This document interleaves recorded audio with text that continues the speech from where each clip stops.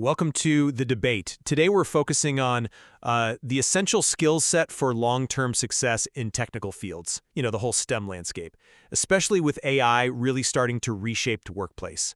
So the central question for us is this. In today's job market, is it deep technical expertise, hard skills, or is it that more contextual interpersonal competence, soft skills? That's the primary asset for career growth.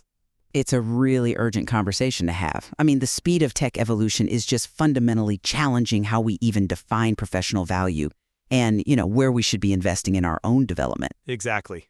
So today I'll be making the case that soft skills are really becoming core competencies, that they're what's paramount for longevity and for leadership in this new environment. And I'll be arguing that, technical hard skills are still the foundation. They're the non-negotiable prerequisite that drives career value and acts as the gatekeeper to the best jobs in these fields. I appreciate that framing of gatekeeper, but I think we really have to look past that initial entry point and focus on, sustaining a career for 20, 30 years. We're seeing this systemic shift where soft skills are moving from being, optional add-ons to genuine core competencies that automation just can't touch. And the data really supports this. Research from Deloitte, for example, predicts that 63% of all jobs will require soft skills by 2030.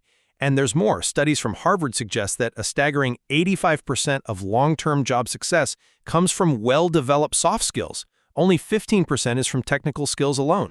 Right. That statistic gets cited a lot, but I do think it risks conflating the necessary foundation with what we see as success later on. Maybe, but think about the obsolescence factor. Purely technical knowledge. If it's tied to one platform or one language, it is inherently vulnerable. It gets commodified, it gets replaced. It's a bit like mastering the fax machine right when email is taking off. You could be a brilliant technician, but with zero market utility. We've seen it happen with experts in older technologies like, say, COBOL on the mainframe. Those specific skills are now niche, or they're just automated.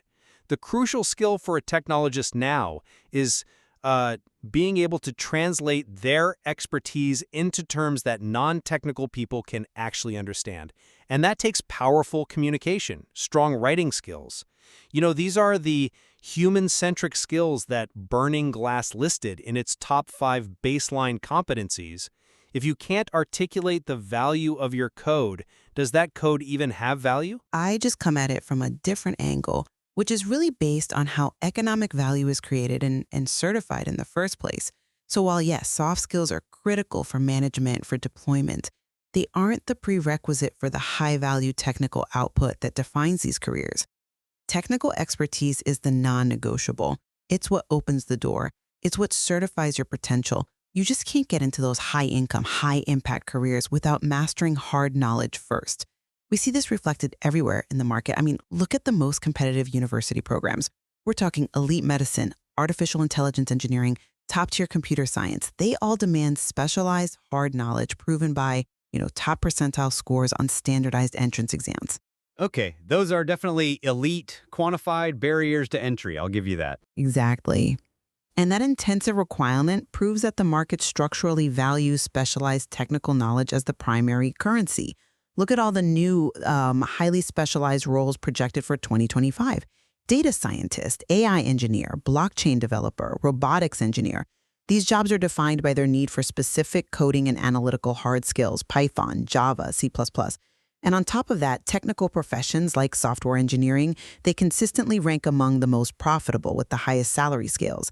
The economic reality is that hard skills establish the market value that commands a high salary. It sounds like we're kind of conflating access with trajectory, though. You're focused on the gate, but let's talk about the marathon that comes after.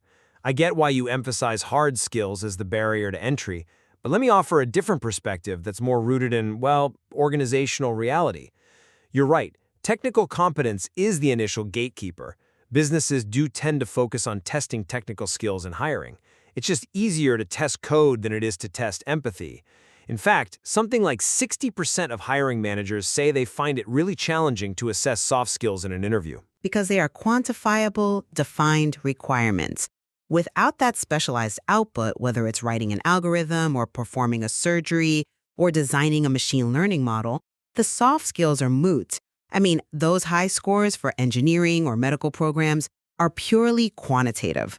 You can't just communicate your way into a top engineering school if your entrance scores are poor. That's true, but once you're past that technical date, once you've established baseline competence, the value of just piling on more hard skills starts to decrease, and it's the soft skills that dictate your actual upward trajectory. What separates a team lead from a senior individual contributor once you know they're both technically brilliant? We have concrete evidence here.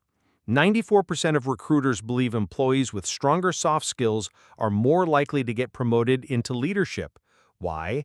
Because leadership needs those uniquely human qualities: delegation, negotiation, conflict resolution, empathy.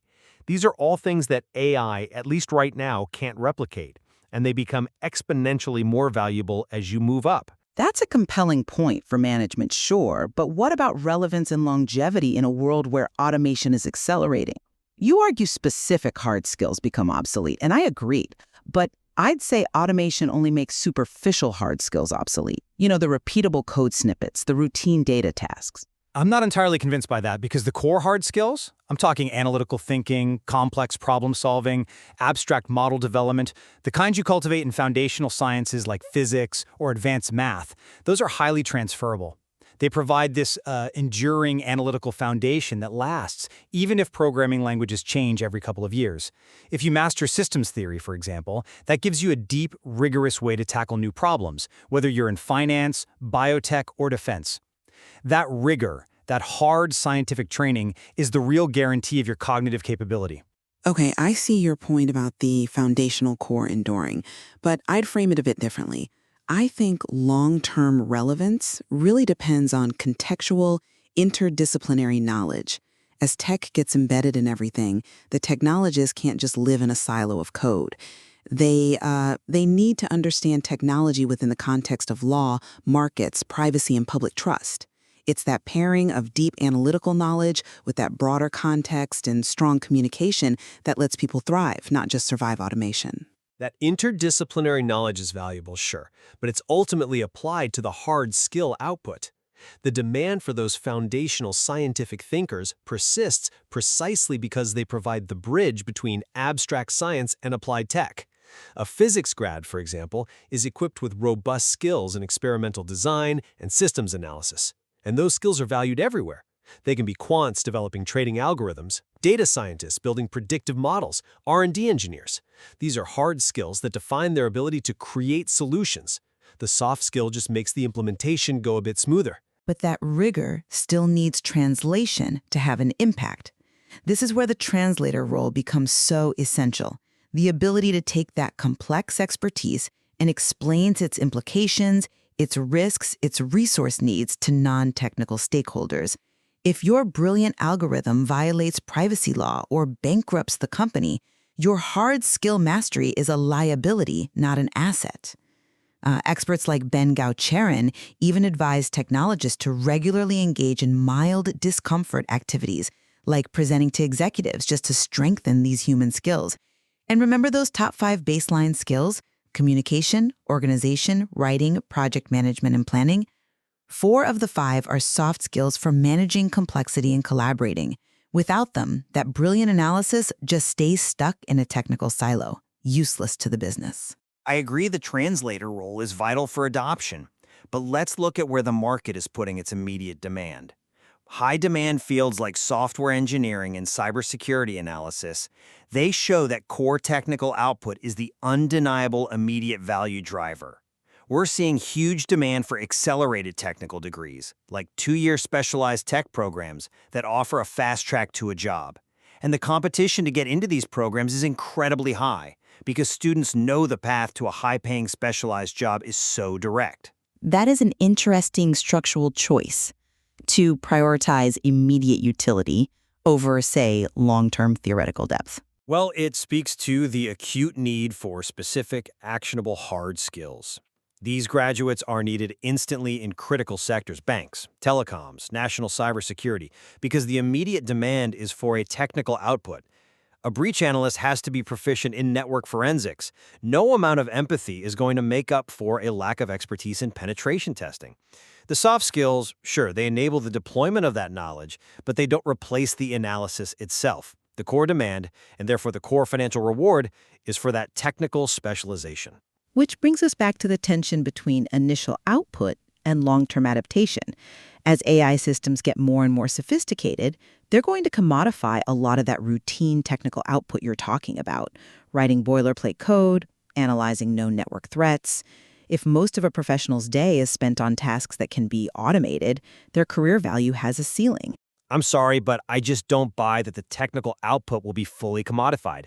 If anything, AI increases the demand for higher-order technical skills. It requires engineers to design, to audit, to debug, and to govern the complex AI systems themselves. So it just elevates the standard for the hard skills required. It doesn't eliminate them. It pushes the analytical requirement deeper, demanding mastery of fields like mathematical rigor and machine learning architectures, which are harder and more specialized than ever. That's an interesting point. But I'd say the value then shifts to the interface, to the person who bridges that abstract technical architecture with human needs, with ethical considerations, with strategic business goals, and those are skills entirely outside the purely technical sphere.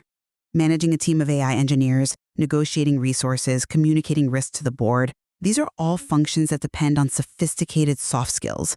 If AI is automating the technical creation, then the human value must lie in the human connection and context. If that were entirely true, we'd see the highest salaries going to pure project management and communications roles in tech, but we just don't. The compensation ceiling is still tied to highly specialized hard skill mastery in fields like quantitative finance or complex systems engineering. The technical expertise is the foundation. That's where the high-value problems get solved. The soft skill facilitates the execution, but the hard skill provides the unique solution. So it seems we agree that a baseline of technical competence is the necessary currency to even get into these elite technical fields. However, I maintain that soft skills, those unique human qualities like emotional intelligence, active listening, and contextual communication, are the crucial differentiators for career advancement, for navigating complexity, and really for staying relevant when technical tasks are increasingly automated.